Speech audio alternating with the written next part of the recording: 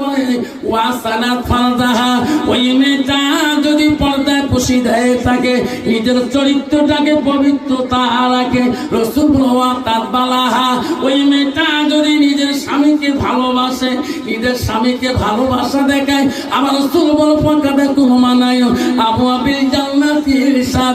নবী বল ওই নারীদের জন্য আল্লাহ 8টা জান্নাতের দরজা খোলা রাখবে। যেরকম সুবহানাল্লাহ।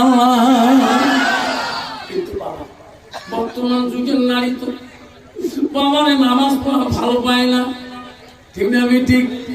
রোজা করা ভালো পায় না, ডিজিটালে ঘুরতে চায়, যেরকম ঠিক না? ঠিক। ওয়াজ করি বাড়ি গেছিলাম বড়পাটা ভবানীতে, সকালবেলা যায় গাড়িতে বাইরে চুয়ে বাবারে বাড়ি ঢুকলাম, কাজ দাম করি, কাপড় শেষ করি, বাইক নিয়ে স্কুল যাবো, 25 কিলোমিটার দূর বক্সিরহাট।